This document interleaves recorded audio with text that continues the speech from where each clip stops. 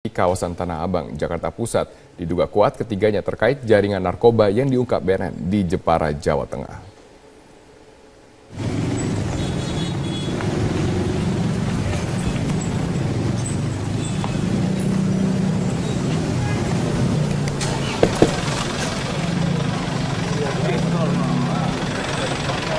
Pengembangan kasus temuan ratusan sabu di Jepara, Jawa Tengah Kamis kemarin dilanjutkan petugas gabungan Badan Narkotika Nasional dan Mabes Polri dan juga pihak imigrasi. Tim gabungan menggerebek kantor perjalanan di Tanah Abang, Jakarta Pusat. Dalam penggerebekan ini, petugas menangkap 3 pria warga negara asing asal Pakistan yang diduga kuat terkait dengan bandar narkoba di Jepara, Jawa Tengah. Selain itu, polisi juga menyita barang bukti berupa dokumen dan buku tabungan yang diduga digunakan sebagai sarana pencucian uang hasil penjualan narkoba.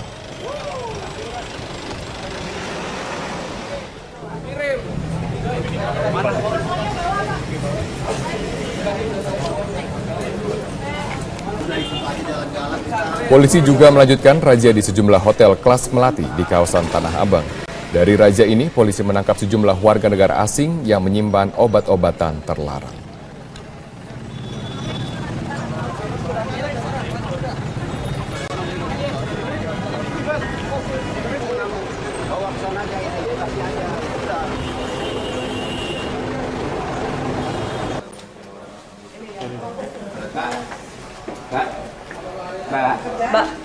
Ratusan kilogram narkoba jenis sabu yang disembunyikan dalam mesin genset di Jepara, Jawa Tengah dikendalikan jaringan Pakistan. Jaringan ini sudah lama beroperasi di Indonesia. Jalur laut dipilih menjadi akses masuk barang haram tersebut ke wilayah Indonesia. Penyelundupan ratusan kilogram narkoba jenis sabu yang diungkap BNN, Bea Cukai dan Kepolisian menggambarkan Indonesia masih menjadi target dan pasar narkoba jaringan internasional. Kepala Badan Narkotika Nasional Komjen Pol Budi Waseso mengatakan sindikat narkoba Pakistan ini sudah diintai sejak 6 bulan lalu. Meski dikendalikan sindikat Pakistan, narkoba jenis sabu ini didatangkan langsung dari Tiongkok. Jaringan Pakistan ini diduga sudah beroperasi sejak tahun 2013 dan mengedarkan barang haram tersebut ke wilayah Jakarta, Semarang hingga Jawa Timur. Ini adalah masalah jaringan Pakistan yang kita kembangkan ya. Dari kemarin yang kita temukan di Jakarta, terus kita kembangkan, yang pada akhirnya kita menemukan jaringan informasi tentang pengiriman barang ini dari China.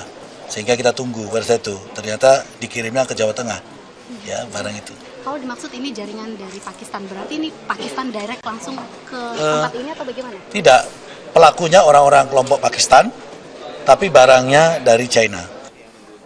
Jalur laut memang kerap menjadi pilihan para gembong narkoba untuk memasukkan barang haram tersebut ke wilayah Indonesia. Yang pertama, tidak ada kata lain selain sinergi ya. Karena ini adalah masalah bersama dengan tantangan geografis dan volume impor yang besar. Ini mutlak harus dilakukan kerjasama dari aparat penegak hukum semuanya. Saya kira semakin hari nanti semua modus-modus yang sudah pernah terjadi ini kita populasikan dan kita share. Baik di domestik ya, di penegak hukum di sini maupun kita punya koordinasi dengan bea cukai negara lain. Masuk itu rame-rame. Ya. Jadi kalau kita kalah pasti ada yang lolos. Nah, ya. Sama saja orang masuk pintu, kalau kita tutup pintunya, kalau pintu ya, itu pasti dia bisa diperiksa. Ini pintunya kan banyak sekali. Beberapa jalur penyelundupan diantaranya melalui Pelabuhan Tanjung Mas Semarang, Tanjung Priok Jakarta, Pelabuhan Ratu Jawa Barat, Sri Bintang Pura Kepulauan Riau, dan jalur-jalur laut yang menghubungkan antara wilayah Aceh dengan Penang dan Klang, Malaysia. Selain laut, penyelundupan juga dilakukan melalui jalur udara dengan pintu masuknya di Bandara Sultan Iskandar Muda Aceh, Kuala Namu Medan, Soekarno-Hatta Cengkareng, Hussein Sastra Negara Bandung, dan Bandara Ngurah Rai Bali. Pengembangan penyidikan jaringan narkoba sindikat Pakistan ini terus dilakukan. Setelah menangkap 8 orang yang 4 diantaranya adalah warga negara Pakistan, Jumat pagi petugas BNN juga menggerebek sebuah lokasi di Tanah Abang, Jakarta dan menangkap 11 warga negara asing yang diduga kuat terkait pengungkapan narkoba di Jepara, Jawa Tengah. Tim Liputan, Metro TV. Beralih ke informasi, Polda Metro Jaya kembali melakukan gelar perkara kasus kematian Wayan Mirna Salihin di Kejaksaan Tinggi Jakarta hari ini. Meski sudah masuk dalam tahap penyidikan, polisi masih belum menetapkan tersangka atas kasus ini. Hal ini disampaikan Direktur Reserse Kriminal Umum Polda Metro Jaya, Kombes Pol Krisna Murty. Menurut Krisna, jajarannya akan kembali berkonsultasi dengan Kejaksaan Tinggi untuk melengkapi berkas-berkas hukum. Ia juga menambahkan sejauh ini Polda sudah memeriksa 7 orang pegawai Cafe Olivier hingga Jumat dini hari. Polisi juga akan melakukan rekonstruksi pembuatan kopi di Cafe Olivier untuk mengetahui jelas proses pembuatan kopi yang diminum oleh Mirna.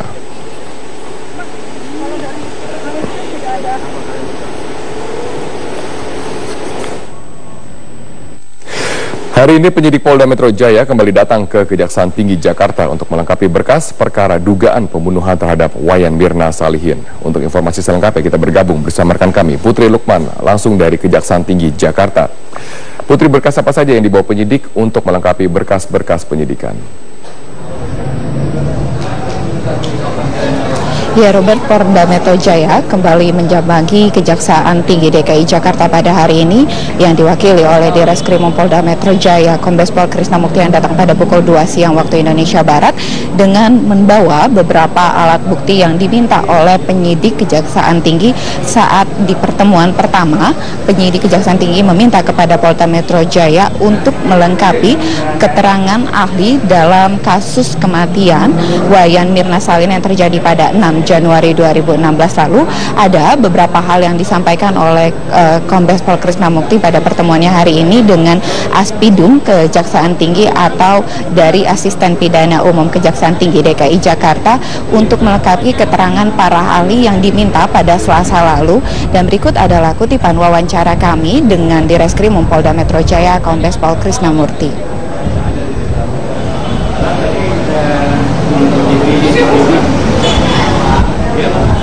Saya memimpin tim penyidik untuk memaparkan apa yang kemarin sudah kami paparkan dengan beberapa kelengkapan. Berkas belum kami kirim. Ini konsultasi expose ya. Ini konsultasi sekaligus expose. Nanti dari paparan kami apa lagi. Tapi untuk keputusan penetapan tersangka dan lain-lain, keputusannya ada pada gelar kami di Polda Metro. Tapi kan kami harus konsultasi dulu. Robert. Ya Putri, lalu seberapa penting arti expose yang dilakukan hari ini? Ya Robert, hari ini pertemuan antara Polda Metro Jaya dengan Kejaksaan Tinggi DKI Jakarta bisa menjadi jawaban kepada publik kapan penetapan tersangka, karena hingga saat ini meski sudah meningkati atau penyidikan, hingga saat ini belum ditetapkan juga tersangka dari kasus kematian Wayan Mirna Salihin yang meninggal atau tewas setelah meminum kopi bercampur sianida. Dan tadi juga dari Kombes Pol Krisna Murty mengatakan bahwa penetapan tersangka akan dilakukan setelah adanya keputusan dari gelar perkara. Dan hari ini Kombes Pol Krisna Murty juga membawa beberapa alat bukti dari keterangan tiga ahli, yakni yang berasal dari pihak kedokteran forensik, pihak laboratorium forensik, dan juga 3 psikolog. 3 alat bukti inilah yang juga akan menjadi kekuatan dari Polda Metro Jaya untuk bisa menetapkan tersangka. Pengamat pidana pun mengatakan bahwa sebenarnya sudah cukup alat bukti yang dimiliki oleh Polda Metro Jaya untuk menetapkan tersangka, yang meski memang saat ini belum cukup kuat, maka itu memang dilakukanlah konsultasi dan juga ekspos Polda Metro Jaya bersama dengan Kejaksaan Tinggi DKI Jakarta. Robert. Terima kasih Putri Lukman atas informasi Anda langsung dari Kejaksaan Tinggi Jakarta. Presiden Jokowi meresmikan Masjid Fathahilah di lingkungan Balai Kota DKI Jakarta. Masjid tersebut dapat menampung 1.500 jamaah. Masjid 2 lantai tersebut sebenarnya diharapkan selesai ketika Jokowi masih menjabat Gubernur DKI Jakarta. Namun akhirnya baru dapat diresmikan di masa Gubernur Basuki Cahayapurnama. Dalam peresmian masjid tersebut, Presiden Jokowi didampingi Menteri Agama Lukman Hakim Saifuddin. Dengan adanya masjid yang memadai, diharapkan pegawai Balai Kota lebih mengamalkan ajaran agama dan mengimplementasikannya pada pekerjaan melayani masyarakat. Selain meresmikan Masjid Fathahilah, Ahok juga mengundang Presiden Jokowi untuk meresmikan Masjid Raya Jakarta yang sedang dibangun di wilayah Daan Mogot, Jakarta Barat.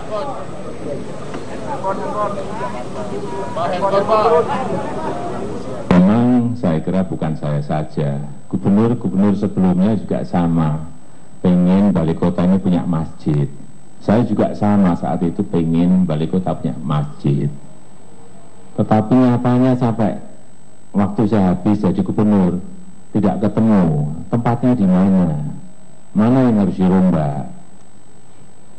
Dan alhamdulillah akhirnya di bawah gubernur Bapak Basuki Cahayapurnama, Pak Ahok, masjid ini bisa diwujudkan dan jadi. Tetaplah bersama kami akan segera kembali.